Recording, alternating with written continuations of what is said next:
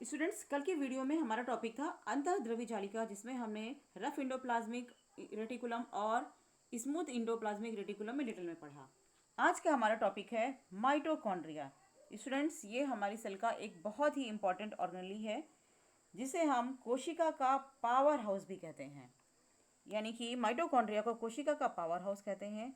और जहाँ तक बात है इसकी खोज किसने की, तो इसकी खोज की थी अल्टमान नामक वैज्ञानिक ने 1892 में।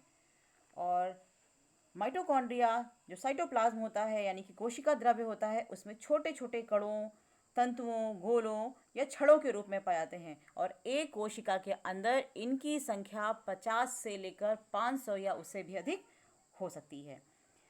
अब अगर हम इसकी संरचना की बात करें तो माइटोकॉन्ड्रिया बना होता है दो परतों के।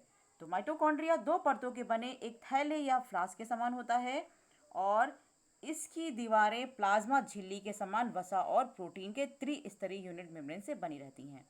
और इनकी जो दोनों दीवारें होती हैं, दोनों दीवारों के बीच का जो स्थान होता है, इसको हम बोलते हैं बाह्य कक्ष। इसकी जो बाहरी दीवार है ये होती है सपाट, इसको हम बोलते हैं बाह्य झिल्ली। और जो आंतरिक दीवार होती है, इसकी जो भीतर वाली दीवार होती है, वो उंगली जैसे उभारों के रूप में पाई जाती है। तो ये जो उभार होते हैं, इन उभारों को हम क्रिस्टी कहते हैं। और क्रिस्टी पर अनेक छोटे छोटे घुंडी के समान, मैं अभी आपको दिखाती हूँ, ये घुंडी के समान आपको संरचनाएं दिख रही है, सावरंत कण लगे हुए हैं। इन कणों को हम बोलते हैं ऑक्सीसोम या प्रारंभिक कण या F1 कण।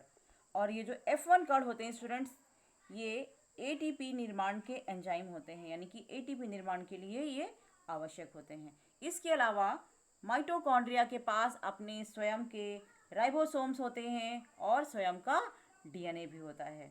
माइटोकॉन्ड्रिया की गुहा में प्रोटीन युक्त मैट्रिक्स भरा रहता है, और जो मैट्रिक्स की भीतरी दीवार होती है, इसमें श्वसन एंजाइम पाए जाते हैं, यानी कि ये श्वसन में भी हेल्प करता है।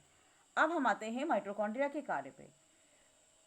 तो माइटोकॉन्ड्रिया, जैसे कि मैं आपको बता चुकी हूँ, ये एटीपी फॉर्मेशन के लिए आवश्यक है। तो ये क्या करती है, कोशिका के जो जैविक कार्य होते हैं उनके लिए जो आवश्यक ऊर्जा होती है वो उनको प्रदान करती है। यानी कि कोशिका को जैविक कार्यों के लिए आवश्यक ऊर्जा माइटोकॉन्ड्रिया से प्राप्त होती है। इसलिए माइटोकॉन्ड्रिया को कोशिका का विद्युत ग्रह कहते हैं, या हम ये कह सकते हैं कि कोशिका का पावर हाउस कहलाता है माइटोकॉन्ड्रिया। इसके अलावा ये श्वसन में भी हेल्प कर रही है।